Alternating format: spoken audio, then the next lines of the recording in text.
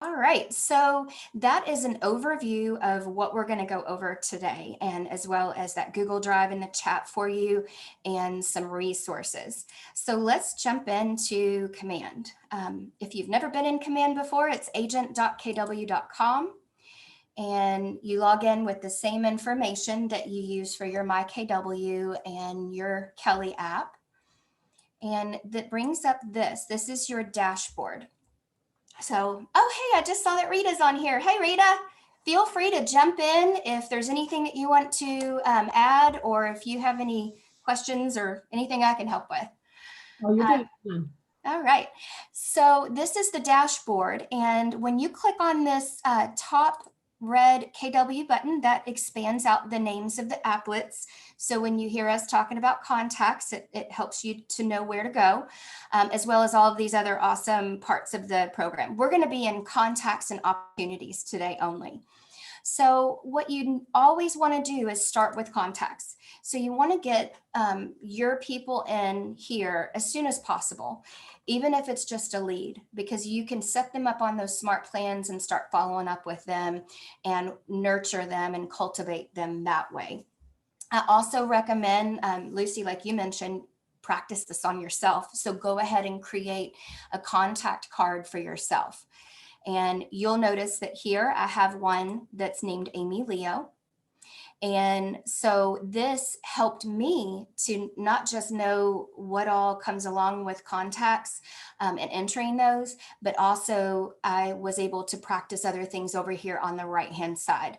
So when you open a contact, this is what we call a contact card. And if you notice over here on the right, you've got a way to look at the opportunities for that contact and even go into that opportunity this way. You have the ability to create an opportunity from that way. And you also have some things, other things that you can do for smart plans, tasks, notes, and looking at their saved searches. So I'm just going to show you create opportunity so that you see the box that pops up here. And this is the same exact thing that would pop up if we go straight into opportunity. So what I'm going to do is I'm going to go ahead and X out of this, and I'm going to go in the opportunity way so that you can see that other way. So when I hit the red box again, I come down to the handshake, and that is called opportunities. Okay, you'll also notice when you come to this dashboard that over on the top right, you see create opportunities. So this very same box that was in the contact card will pop up here. So there's two ways that you can create it. The only difference is that if you were to come in straight through opportunities, but you hadn't set that contact yet, you hadn't entered them yet, it'll stop you and it'll make you go back. But if you know that person's in there as a contact, you can come on in this way and we can connect them. Okay. So before I go into that though, I'd like to just point out here to you that this is your pipeline. So when you get so busy and you've got so many leads and so many buyers and sellers you're working with, this will help you to keep them all organized.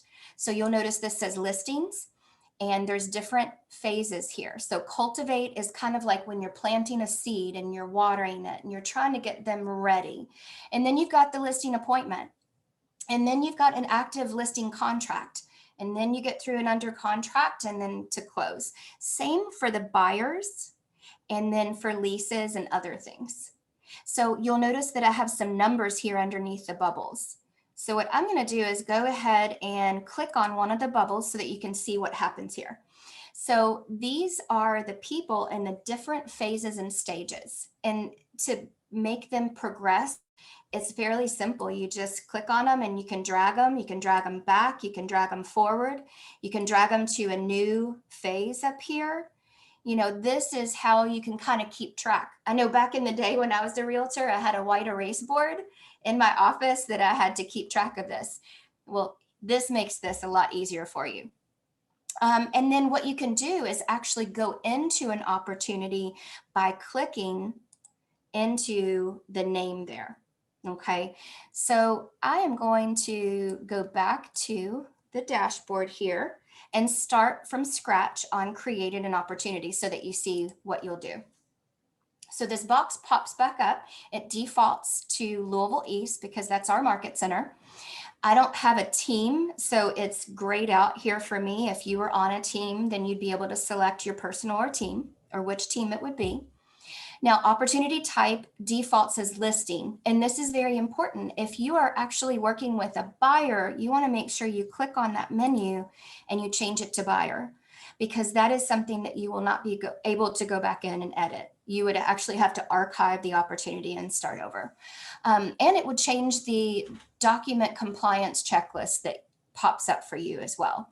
So we're just going to keep it as a listing. To the right of that is owner. That doesn't mean the owner of the home, it means the owner of the opportunity. So I am the agent here, and so it automatically defaults there. If you were on a team, it might have the rainmaker there, or it would have an option if you were an admin on a team. And then here is where it will say client. Because I didn't go through my contact card, now it wants me to search for the client. If you start typing the name, it will pop up and you choose it. If the name wasn't there, again, you'd have to back out and go into contacts and add that contact in. All right. Now, the opportunity name, what Rita and Lisa have asked that we do is to put their address there. If it's a listing, then you already know the address, of course. So you can put it just like you're mailing an envelope. So we're going to say that we are selling our building, 9911 Shelbyville Road, Suite 100. And what you could do is even maybe behind it, you could put the client. So I'm just going to put Kim Alexander right behind it. Now, if you wanted to have some tags here, you could. That would help you to maybe keep track of what your opportunities were, like if it's a luxury listing or an investment listing or anything like that, just so that at the end of the year, you could kind of look back and see what all your closings consisted of. And then it's going to ask you to choose a closing date. So we'll just say we're going to close in 30 days, and I'm going to mark January 9th. We're going to list our building at 500. And then here is where we put our commission rate. This is just your side. So if you charge 3% or 4%, whatever that is, that's what you're going to put there. And then it allows you to choose the phase that you're in. So this is active. I have a signed listing contract, so I'm just going to change that to active. And we'll say that we're going to be in the staging. We're going to go ahead and, spruce up the building or spruce up our house, whatever. And we're going to keep it in the staging phase.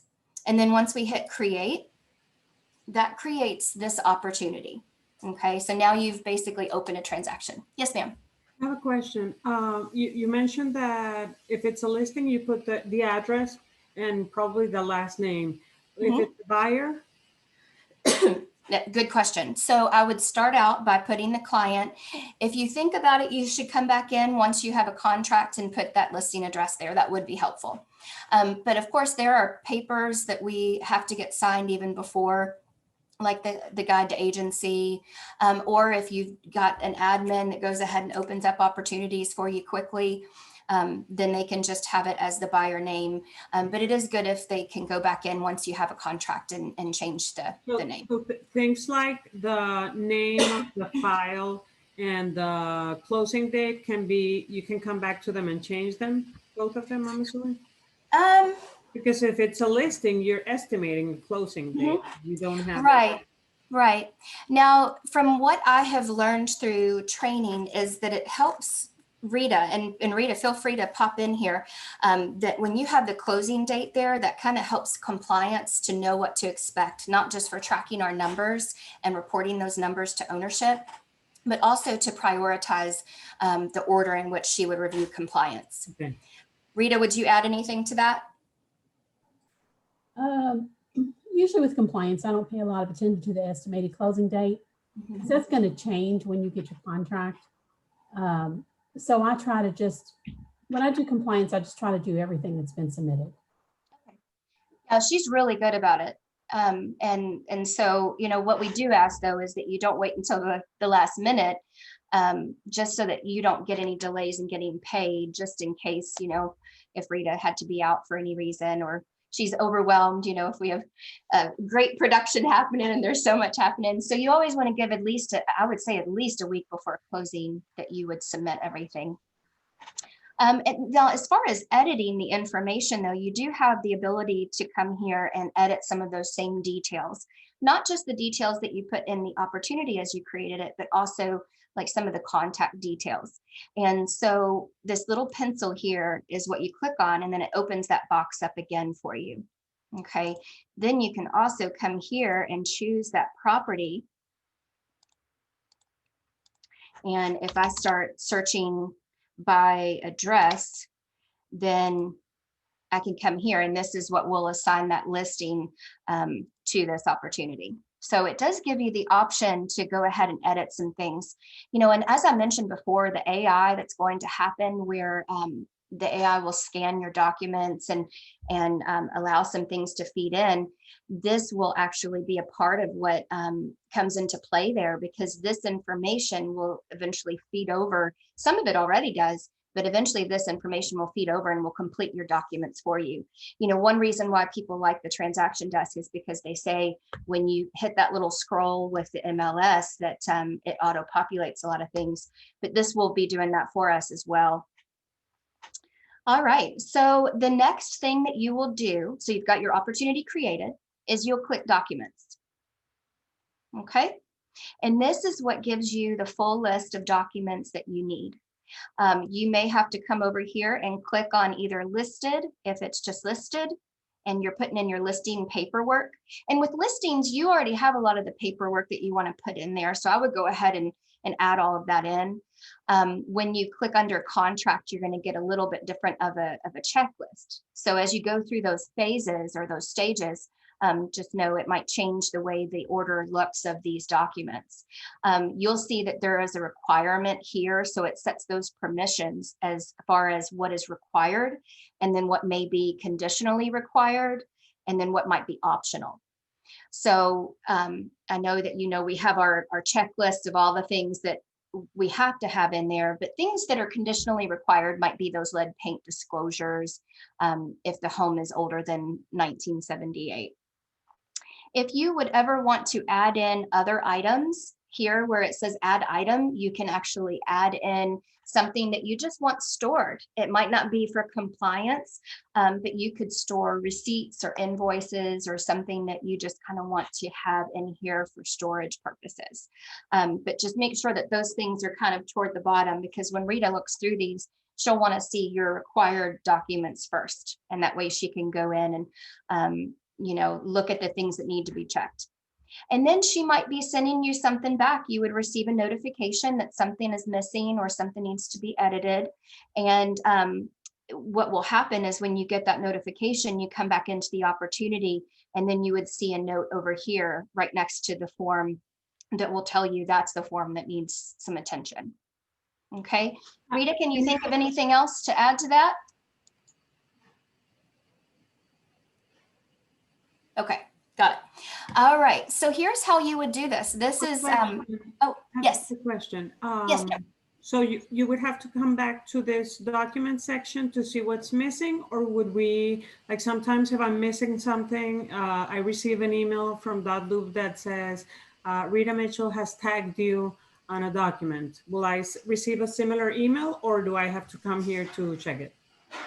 That's right. Well, and Rita, is that an email that comes to them, or is it something that they have to see through command?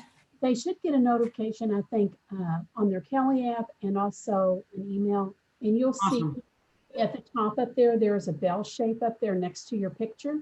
Yes. And it'll have a red dot when you have a notification. Yes, yes. And you can check your notifications there.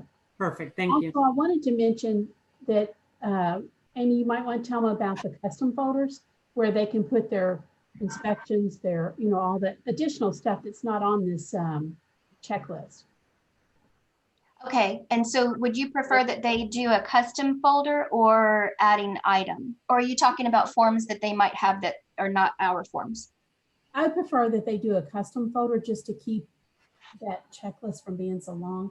Anything you add to the checklist, add item on there. I would say probably like, say if this were a condo, because there's nothing on this checklist that refers to a condo, or if it's a referral, if you're getting a referral, actually the referral should go enclosed, but you have additional condo docs on a listing. So if you want to add that, on that list, that's fine because I'll need to look at those.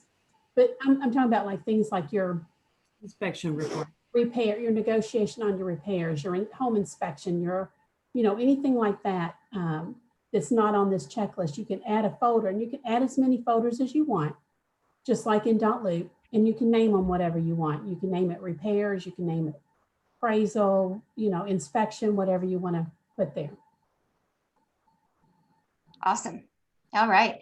And then there's a couple of different ways that you can do it. As you see, they have the forms separated out.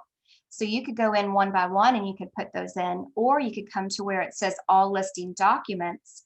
And so that would be for that case where if you use Transaction Desk and you have them all clumped together, or if you had it in writing and you scanned it in from our copier, it puts it as an attachment PDF all together. Same for .loop. If you're downloading your documents from .loop and want to have them all together, you can actually come to where it says all listing documents, or you could do one by one. Now, whichever way you choose, this is how you will upload those. You come over to the right and you hit add a file, and there's a few different options. Now, because I have not connected DocuSign to this opportunity yet, there's only two options. Once I connect DocuSign, then DocuSign will actually be one of the options here of where to get my papers from. So if you stick with manual, you can actually drag and drop.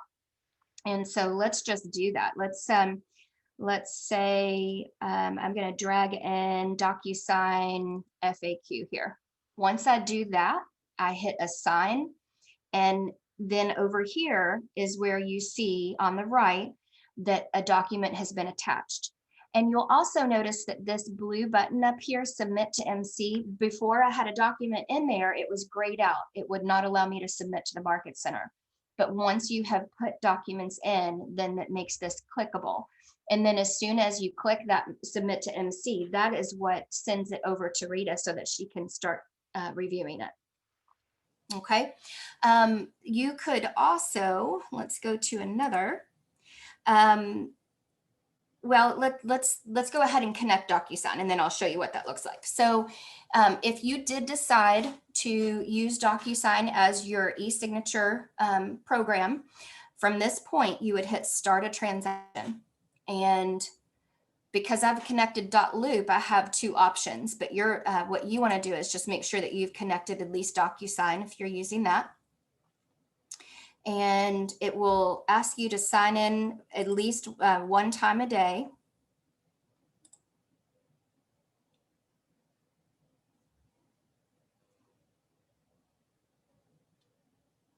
And this is what creates a room. So if you did decide to use DocuSign, rooms are like having a loop, like in .loop. Okay, and then what you could do is bring in your forms by saying add forms either from DocuSign or your computer. But once I click back off of DocuSign, you'll notice that now it doesn't say start transaction anymore. It says go to transaction, and it says sync transaction. So if I were to hit add a file here and add a document, now you see that DocuSign is an option. So if I had already had some forms signed in DocuSign, I could click that. It would show a list of all the forms that I had signed through that, and I could choose from there. Okay, so any questions about how to upload your documents? All right, perfect. Now your next step is to create an offer. And this tab here at the top, right next to documents, is offer. And what you can do is you can wait until you have an offer that you've accepted and put it in there. Or if you're representing a seller and you have 10 offers that they've received, you could put them all in. It's fairly simple, and I'll show you how, but that would give you the ability to show them a nice comparison. Because if I had 10 offers on my house, even as a realtor, I would still want to see a visual of a comparison sheet. So here's what you do. You hit add new offer, and you can name it whatever you like. You can keep it as initial offer, or if you had multiple ones, you can make that offer, and then maybe you could put the other agent's name or something that would help you to differentiate which offer it is. So you name it and you hit create offer. And then it's going to ask you things about the offer, like the offer date, and we're going to say that's today. We can change the closing date to be January 9th, like what we had put before. And then in order to continue, you hit the blue buttons at the bottom, and they're basically stepping us through these 4 phases here. So offer details, parties, terms, and agent analysis. So once we hit parties, it is going to auto-populate in the name of the seller, because remember, I'm the seller and I am the agent in this case. So it's going to put in seller information here. And you'll notice there's only an asterisk on the name. So that's all that it requires for you to go ahead. If you scroll down a little bit, then it's asking about the representation. So in this case, I'm the agent that's representing the seller side. And then for who's representing the buyer side, we're just going to say that it's Turia. All right. And click terms to continue. Uh-oh. It wanted the buyer. Sorry about that. Last name, let's see. Who's going to buy? What we're going to say Vicki Yates is going to buy our building. How about that? She already takes care of this place so much. All right, so then we can go forward. We can hit terms. And this is going to ask about some of the numbers.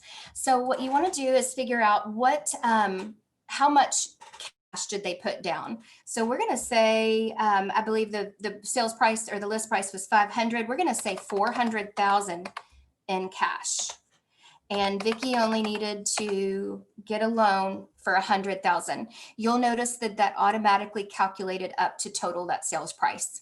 So that you could go back and forth and adjust, and it would just need to equal what that offer is. And then for your good faith money, you can either put a percentage, you know, a lot of states have like 1% minimum, or you can go in and just change it on the dollar side, and it would also calculate that percentage for you automatically. Optional, or, yes, go ahead. Let me mention something at this spot since we're at earnest amount. I want to make sure that everybody is aware that your clients can pay that electronically on our website. Yes, thank you, Rita. Let me show you all how easy that is real quick. If they go to kwlouisvilleeast.com, I say it's easy, but you know, you would have to know how to spell Louisville. All right, so this is our homepage. This is what's out there to the public. And if you want to have your clients, or maybe it's the other agent's client wants to deposit this earnest money electronically, you just come to this website. Over on the right-hand side, you hit earnest money, and you just fill out a box. And the client themselves can do this. And I would recommend that you have the client do that. They're going to put their name, their email, the property address that they're under contract on. They're going to say the agent name who is with Keller Williams. And then they hit the amount, continue on to payment, and it'll ask their payment method. And from what I've heard Lisa say, when she receives one of these, she gets a notification right away, and she sends you that email so that you know that that earnest money has come in. The only other thing that you might need to know is that it does cost $7 to do this. But in these days and times, it can, you know, save them a lot of trouble, especially if they're out of state. Anything else you'd add about that, Rita? Well, you know, we want to emphasize to them that that's a lot cheaper than doing a wire. I think some banks now charge $20 up or $25 or more to do it. Absolutely. And it's just a cleaner thing. You know, you don't have to worry about asking for checks or anything like that, or if a check was not good, or if it wasn't filled out properly. I know poor Vicki, she gets some given to her, and then she has to call people back in if something was missing. So, yeah. I don't know. Aimee, is there a place on there for them to make sure that they put the property address that they're purchasing? Yes, it was on there. Email line or something? Okay. Mm-hmm. Yep. And that was right before you put who the Keller Williams agent is. Okay. And you just want to make sure if it's the other side that's doing it, that they wouldn't put the agent name that they're working with at the other brokerage. Just, you know, you would want to kind of coach them through that. Hey, make sure you put our name as the Keller agent, so that way our admins know who this is for. All right, so we're going to continue on this offer. There are some other options here. If you had an optional fee, we're going to talk a little bit more about admin fees in just a second and referral fees. Some states do require that you have some number of days of notice of termination after the contract. We don't, not that I'm aware of, so we can continue on. This would be seller contributions. So if the seller was going to help pay for a home warranty, like a residential service contract, or if they were going to pay towards settlement costs. So this is where you would put that in. Any questions about the numbers? Okay, now we're going to hit agent analysis, and this is where you get to give your opinion as the agent of the pros and cons. So in this situation, this offer was mostly cash, which is really awesome. The cons might be maybe it was contingent on the sale of another building or something. You know, maybe before Vicki could buy this building, she had to sell another property. But that would, it's optional, but that would be helpful for you, especially if you are doing that agent analysis or the comparison of the offers. Like if you had several offers and you wanted to show them the terms, if I were you, that's what I would put my opinion there so that you can let them know. But if you got it where you like it, you just hit save. And then it takes you back to this page where we were at when we created the offer. Now, just so you know, if I were to go through that same process and put in another one, and as long as there were two or more, another button would pop up here that says compare offers. And that would be where you can get that comparison from. But we're going to stick with this one. We like Vicki's offer, so we just hit accept. And then look what happens here. That commissions tab that was initially grayed out is now clickable. So it won't let you go forward unless you have an accepted offer. So we're going to go into commissions. And it's going to ask some general information. Now, if you've done a green sheet before, a lot of this looks familiar. We used to have to go section by section, and it won't ask quite as much here. And the other good news is it won't ask you to download anything, print as PDF, and upload later. It's all right here so that Lisa can see it. So one of the things that it automatically asks for in most cases that I've seen so far is it does not put that contract date in there. So in order to go through and change this info, you just hit edit general info, and that pulls this up. Okay, so it will ask us to put in this contract date, and we're just going to pretend as though we are accepting this today. Okay, we're going to hit save changes. And then we're going to scroll down a little bit to the payment area here. Now, if you were on a team, you might see where you're in Rainmaker and you are there. I'm not, so I just see my name. Now, for both you, Lucy and you, Turia, you're both individual agents, so it should just pop your name up here only.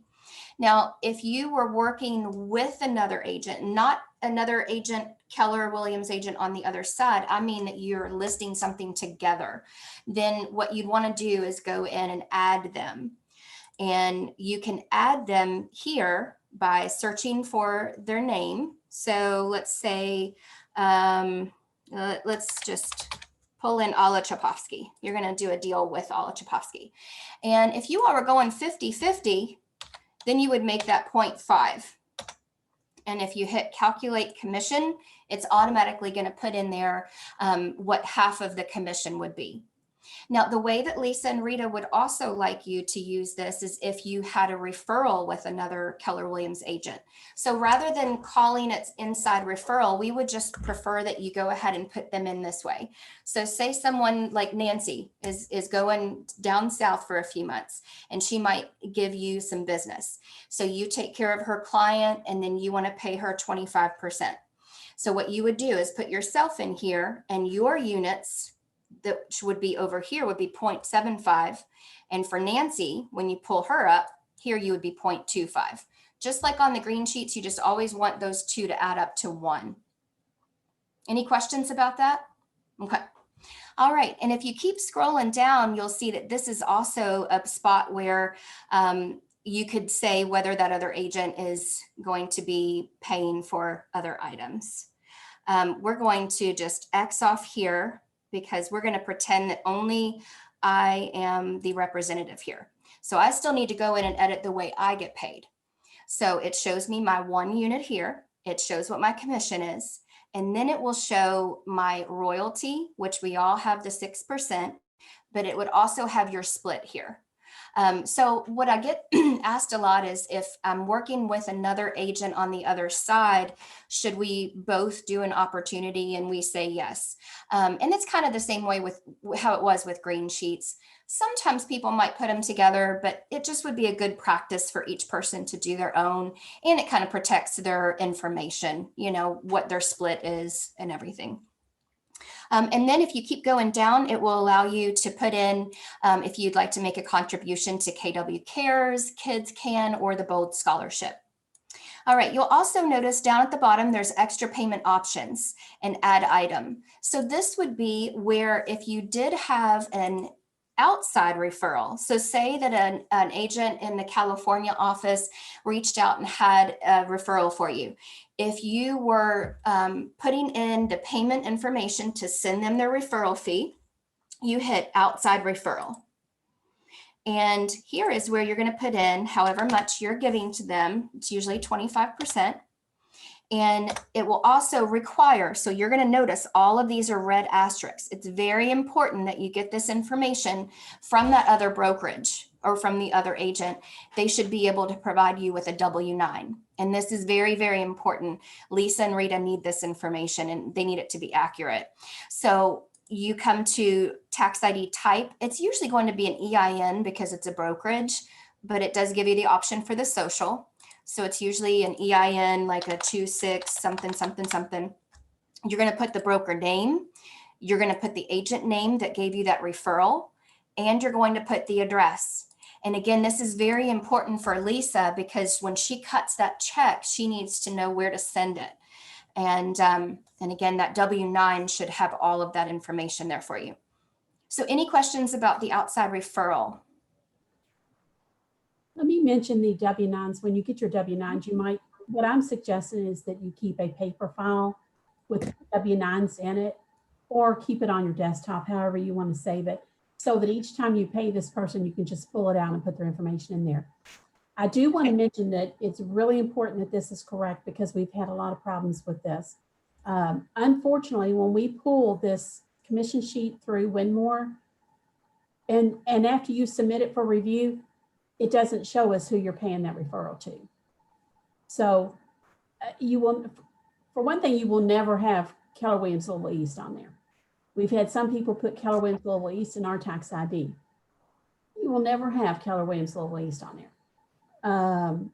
If it's an inside, like I said, if it's one of our agents in our market center, then you add them to your commission sheet, just like you did your green sheet.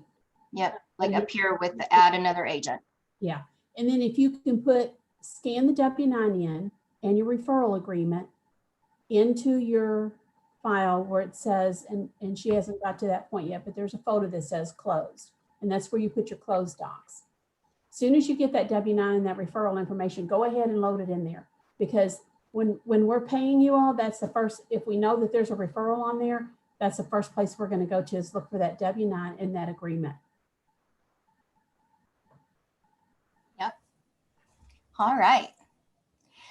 So we have all of our info in. I'll just point out a couple more things here. You will see off in the middle of the screen here, it will actually keep track of your cap and your balance left. Now, it isn't exactly where we need it to be for that to feed over just yet, but eventually it will feed over, and that way you can keep track of it real time. It would feed over right in from Lisa's system.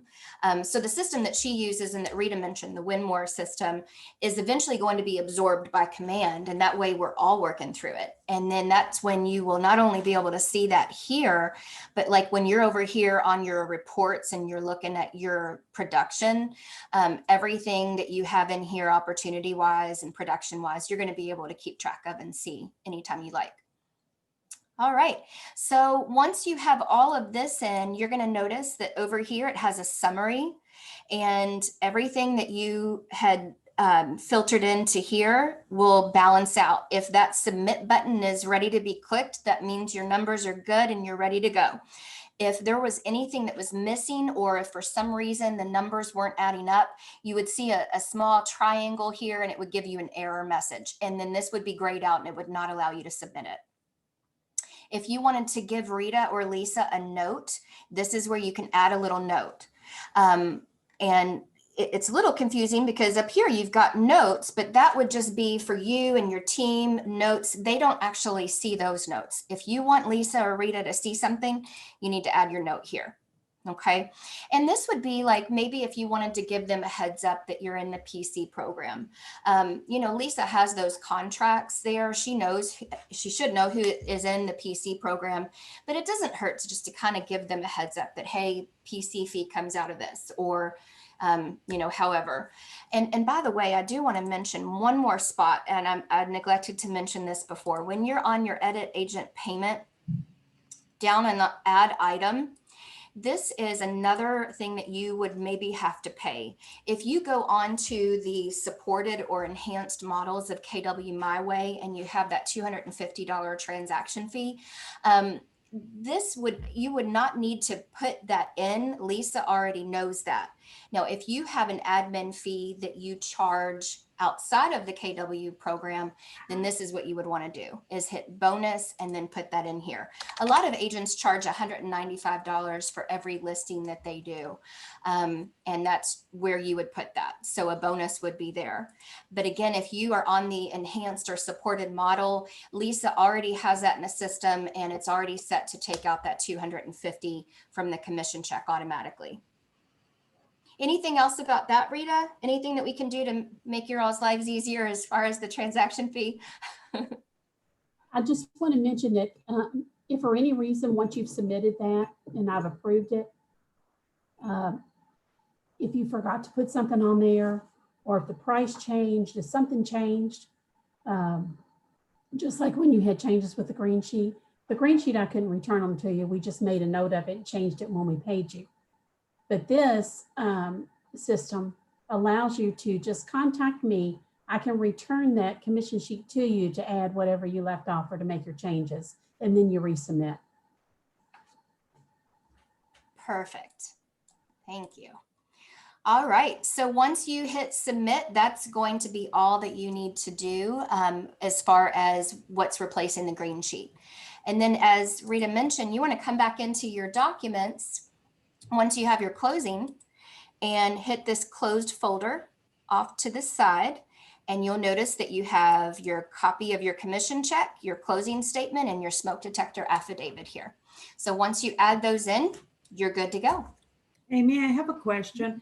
At what moment do you submit the previous screen? Do you hit submit there? That would be if you, and maybe I should let Rita say for sure. My feeling on that is, as soon as you know how much you're going to get paid, and the negotiations are over. Because as we know, sometimes you get through the inspections or the appraisal and you have to make a price adjustment. It is best to have these completely accurate. It used to be with green sheets, when we submitted the commission check, it would have, you know, on there, are there any changes? With this system, we really want to have this accurate. And like Rita said, as soon as you notice that anything needs to change, reach out to them, because it's better for them to handle that right away rather than waiting to closing. So it can be way before closing. It's submitted, it's there, it's sitting there. And then when we close, we come back to here and we upload those 3 remaining files, submit to Market Center, and that should be the last piece. Yes. Okay. As soon as you put that offer in, that accepted offer, you can do your commission sheet and submit it. Okay. You don't even have to have I hesitate to say this, but you don't even have to have your under contract docs in there to submit your commission sheet if you have an accepted contract. If you feel more comfortable going ahead and submitting that and then upload your documents and submit those, that's fine. A lot of people, I will ask though, it's easier, like especially on a listing, once you have all your listing paperwork, go ahead and submit it. And then that's done.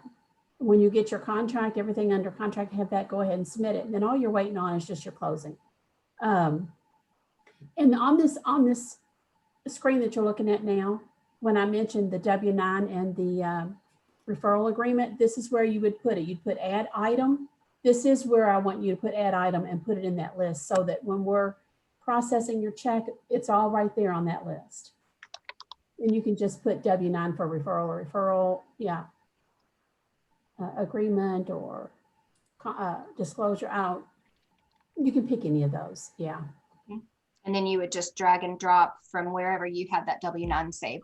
You might even have had it in DocuSign. If you sent it off to the other agent to sign it through DocuSign, it might be there.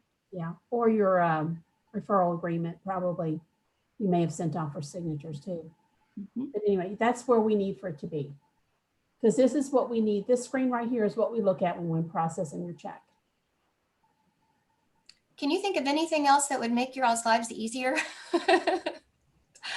I can't think of anything. Like I said, what we're really struggling with right now is the W-9s, just making sure that they get that referral information in there, because we had a situation yesterday where the agent still had some of their docs in dot loop. So we were trying to get them paid through green sheets. They submit the green sheet without the referral. Of course, we can't return it. They had a W-9 in there and they had a referral agreement.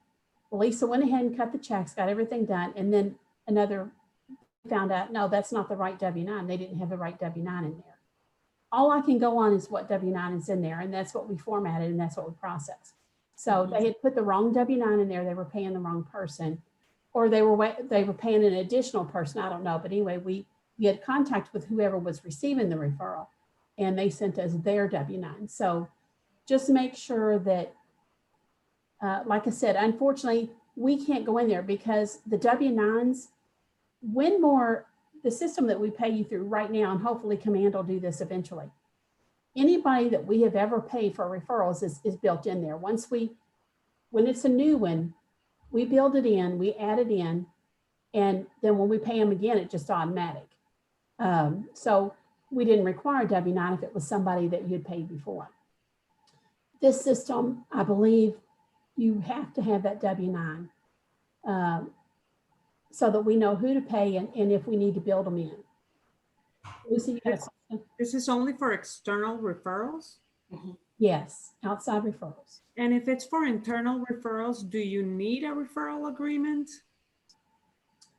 I don't believe so. If it's because they're going to have an opportunity as well, and they're going to be sending a commission sheet in. And I can just add my little note there that says, I'll take that back. They won't. Referral goes to such and such agent or something like that. No, you add them as an additional agent. Oh, right. Yeah. I've added previously. Like, yes. yeah. Right. I'm sorry. Yeah. Now that's what takes care of the payment to them. But I would say, hopefully working with another Keller Williams agent, they have the integrity and the trust that you all need to say, yes, we agreed upon this. But at the same time, I'm one of those that I like to have paperwork to back up everything. So that referral agreement, you could still, have it signed there with the other, but that's not something that, Rita or Lisa would need. That would just be for your own peace of mind. Right. But if you do get one, go ahead and put it in the closing. So if we're looking at the numbers and like, wait a minute, she's got this amount, but that's not 25%, so right. It helps us to know exactly if the money's not coming out right, we know why. Rita, if I have a transaction that I already did, I think I did my green sheet for, can I do it through here or I can't? Like, can I do a practice run through here? Or if I already did my green sheet, I can't do it through here? We're saying right now, well, do you have your file in Command and .loop? Or just .loop? I don't have it in Command. I'm trying to see a way to practice Command. So okay. If you have it just in .loop and it's going to be closing here before the end of the year, I would say just do a regular green sheet since everything is in .loop. Okay. But then later just transfer that file into Command. What do you mean? Because if you do a commission sheet and you don't have because our goal is to get everybody in Command, of course. But right now it's a little confusing when we're doing review and we're paying people and you got part of it in .loop and part of it in Command. So actually, if I have a transaction that's going on but will close the 5th of January, where does that transaction go? That needs to be in command because we're gonna, as effective January 1st, we're gonna pay agents through command. Okay, so that one, even though I have done a green sheet for it because it goes to January 5th, I'll put it in command. Right? That'll be fine, but shoot me an email, the address, so I can delete that green sheet if you've already done one. Okay. All right. Thank you, Rita. You're welcome. And the great thing is that it makes it fairly simple for you to import those loops into here. The thing that you would want to do is just make sure that you have it connected. So when you go up to the top right here and you go to settings, that opens up your applications for you. And if you choose to use DocuSign, this is also a step that you would want to go through. The very first one is DocuSign, and yours, if you hadn't connected it, it would say connect account. I'm connected, so it says disconnect. And then right underneath it, I see my .loop. Now, if you're looking for .loop though, if you don't see it there, this little marketplace icon at the top is where you can go and connect all kinds of applications.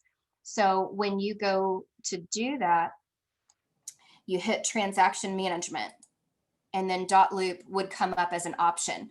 Now, because I'm already connected, I don't see the main .loop one. I see like the little subsidiaries, .loop with Google Drive and whatnot. But if you saw that .loop, you would connect it. Okay, and then so what that does is it gives you the ability to then pull in your loops, and you can import your loops in. And I believe that you can do those 25 at a time if you had a lot of them. And the cool thing is we've got Scott Leroy that will also help you with that. Now, the active ones are the ones that you would be more concerned with, just because like you said, you know, you may not be closing until after this deadline. So getting those in is the most important. The other reason you might want to bring those in is just because .loop, you know, although they say that we would have access to those documents after we cancel our agreement with them, I've heard from other market centers that it's sporadic and not all of those documents are transferring over. So I would go ahead and pull any over that you feel like that you would need to keep. Now, Rita, can you give some clarity on the backup? So I know you do a backup on .loop regularly. What does that do, and how will that help them to be able to access their documents later, or will it?